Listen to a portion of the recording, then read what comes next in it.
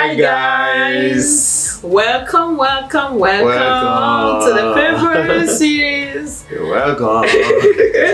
So on this channel we film about process to success. Yes. And on this episode we're going to be talking about the process to how we got here. The process to this love story. Yes. So every week we're going to be dropping love and juicy stuff. So you want to stick around, okay? And if you're yet to subscribe, kindly hit the subscribe button. Hit the subscribe button. Alright, so every love story is beautiful. Oh yeah? But ours is our favorite. Yes, it is. You get it right? So, my name is Tolu. My name is Anthony. And together we are the OA Dynasty. So, how did we meet? Yes. How did I meet? How did you meet him? Like, how did you find him? That's a powerful question. So, how did I meet my wife? So, we actually met in the uni. We went to the same uni together. Yeah. So, and that university, you can guess, right? Is the OAU, Oba Awon University. We have people that are from Nigeria watching us. It's Obafemi Awolowo University. Obafemi Awolowo University, Ile-Ife, Nigeria. So I studied food science and technology at Obafemi Awolowo University, and because did you study? Hello, like the noble cause, like God is a planner. So I did urban and regional planning, and it's been checking me out since. Yeah, tell us. For your mind. Tell us. So I think the first time I saw you were in year 2. I think you did maybe a debate. I represented you say it properly. Represented my department in an interdepartmental competition. Yes, bye. Alright. That was actually true. She represented her department in one competition like that. That was the first time I ever, saw this beautiful, well put together Queen's English sort of babe. I thought, oh, is that babe just speaking phone? Niger phone. Speaking phone like that, But I mean, it's just, I was this guy that all I wanted was just to, do well academically. I wasn't checking out any babe, but that was the first time that face, crossed your mind. Yeah, we crossed the,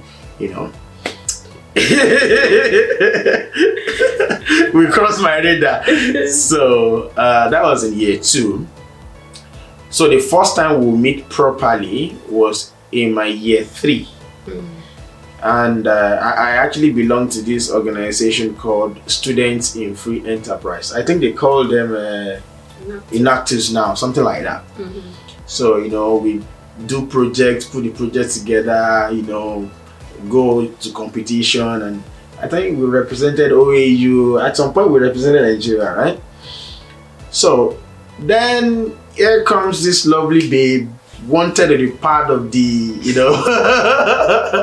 she wanted to be part of Students in Free Enterprise. So one of the intake exercise was for them to give a presentation, then we give them feedback.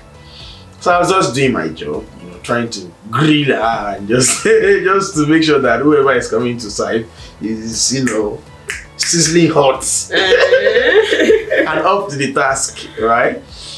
So I just did my thing without any strings attached. I was just, okay, you need to pay attention to this, you need to do this, you need to do. I know some of my friends that got to know about site will be smiling by now.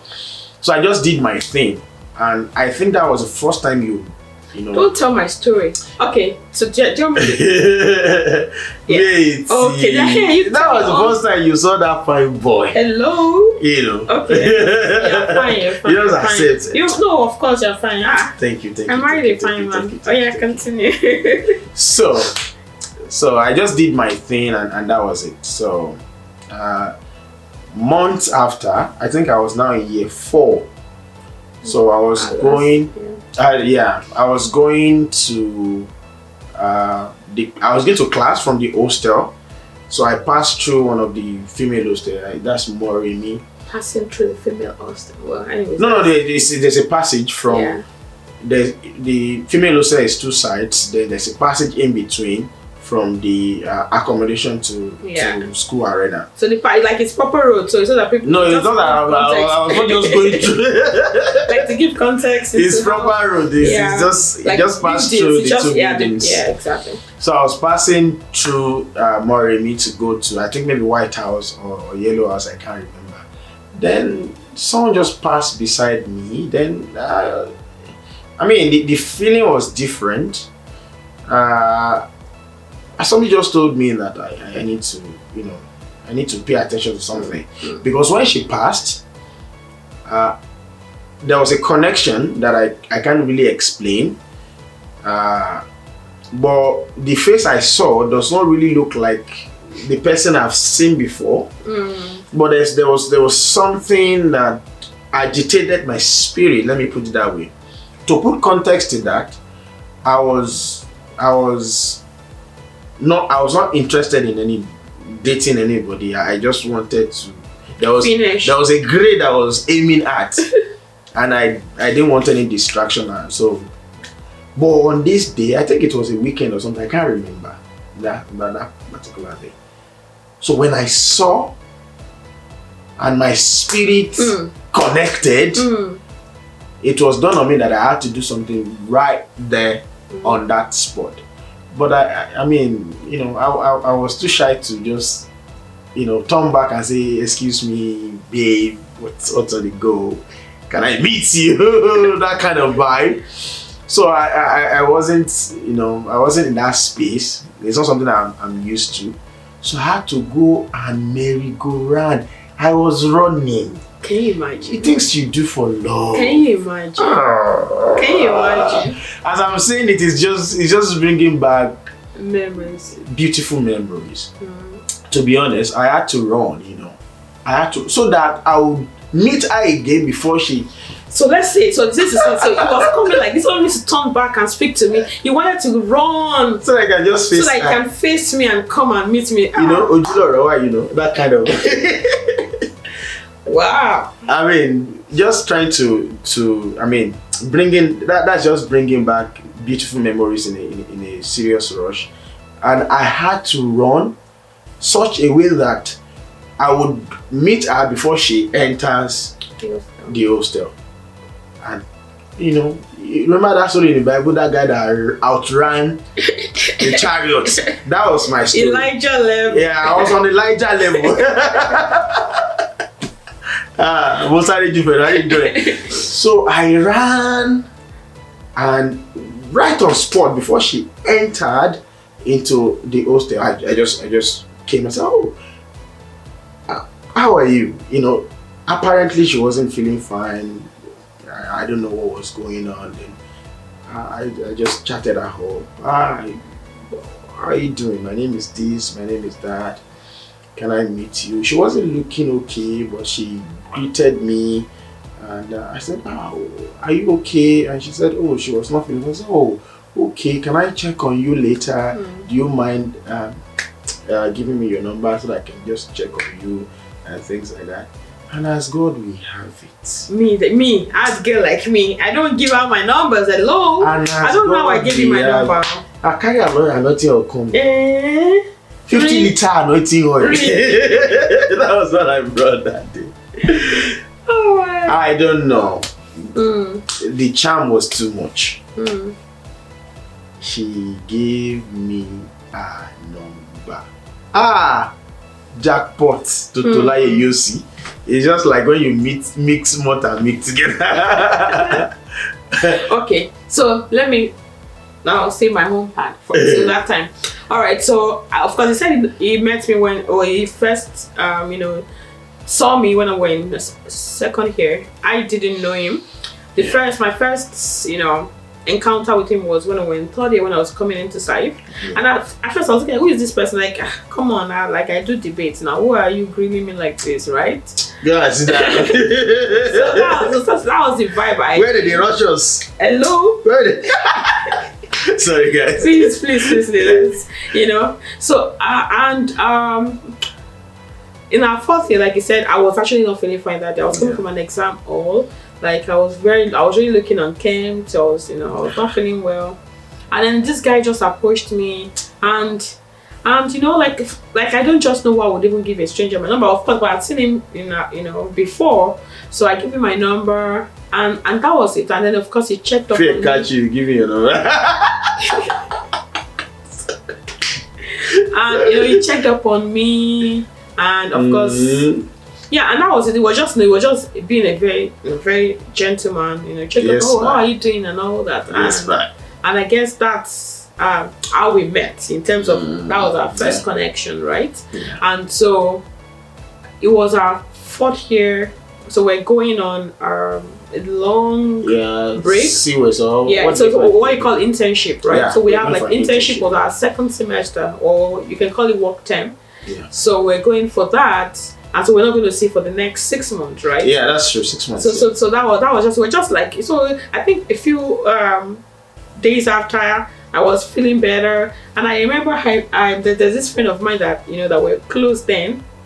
I remember I told him, because of course we began to now say hello and all that, to chat, and I was like, oh, I just met this guy, and he's so intelligent, and that's how I told the guy, like, he's so intelligent, right? So for me that was the attraction, like, okay, this guy is so intelligent, and so we were just like, okay, that's it. So should I continue or? So we met. And after that time, the meeting was not just a casual meeting. That was not a coincidence. Yeah. Because for two reasons, I would not naturally go my own way. Number one. Then number two, even the way I met her is not the kind of scenario where you should be having a conversation or things like that. But immediately I passed her that day. It's just like when you are bringing a magnet beside a metal, and it's just close enough, and the force of attraction just bring them together. So there was something magnetizing me to her that day. That I mean it was too big for me to resist. Just being honest here, right? And I told her I had to merry-go-round just to meet her. So that at that spot, it was just as if something was bettered that day,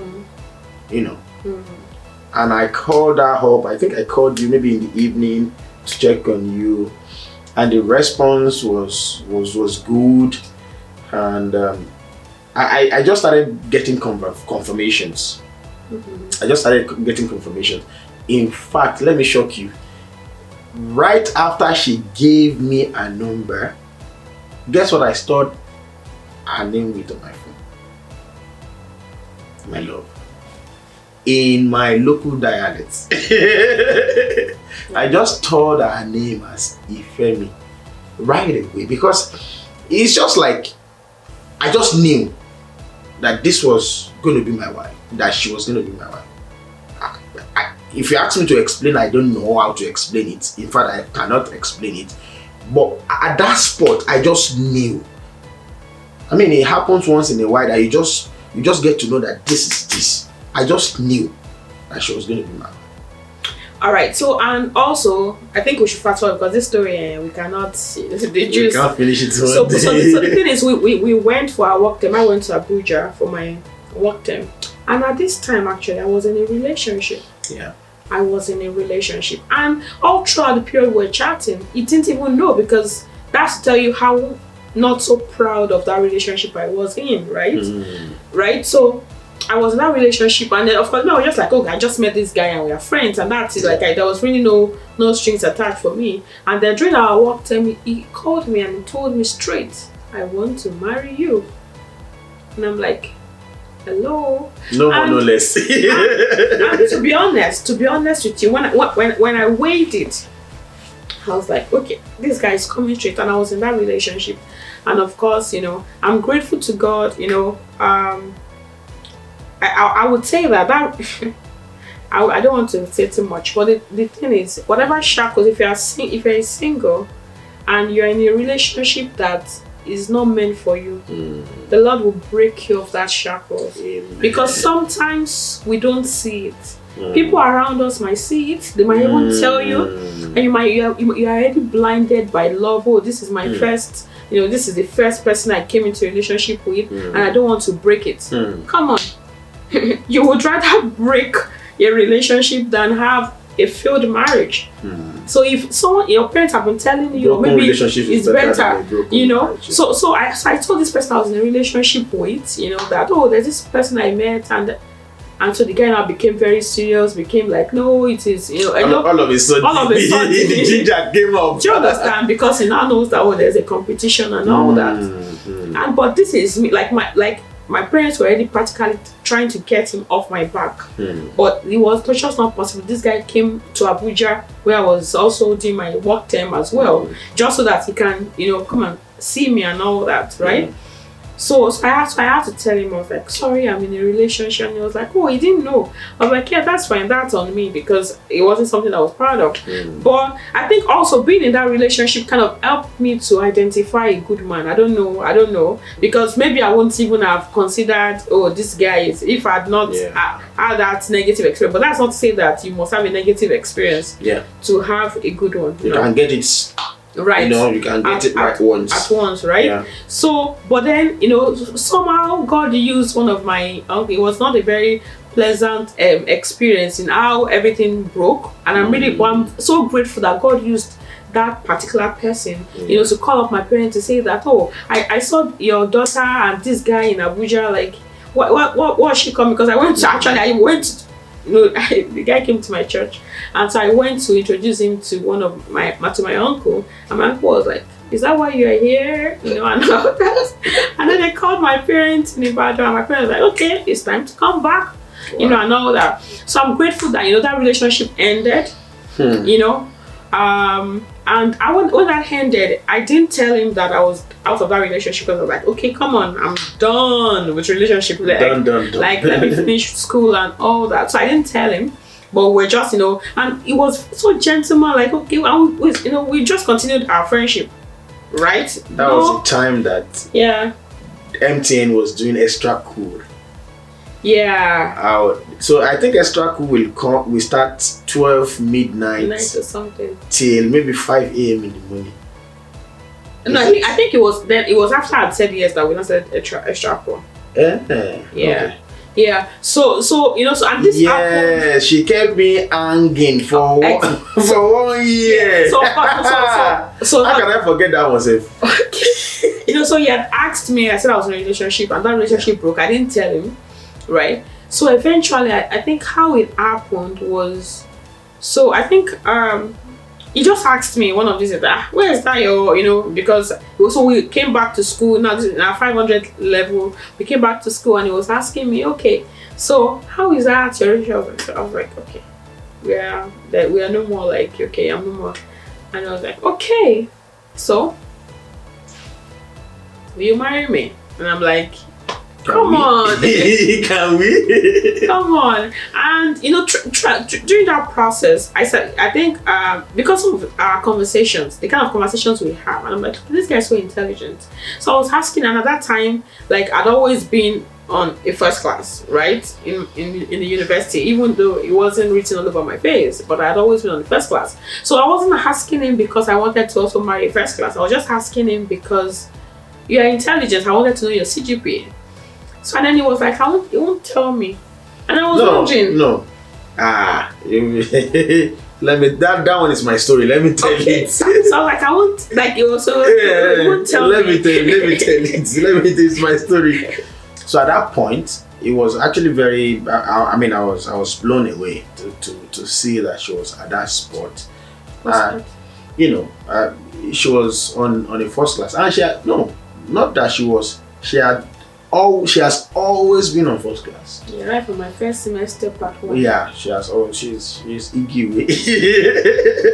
Thank the Lord. You know, so and that was a good thing because I was thinking, okay, I don't want to just oppress this babe with my CGPA or influence her decision to date me with my CGPA. But when I got to know that she was already in first class or in first class, then that actually settled that part of me that, okay, if I discuss my CGPA now, it will not be like she's going to make a decision making a decision based on that or something. Yeah. And that was the basis to which I was keeping that from her. You know, unknowingly to me, there was a day one of my friends, my good friend in the uni, who has we have each other's account details, saw my result.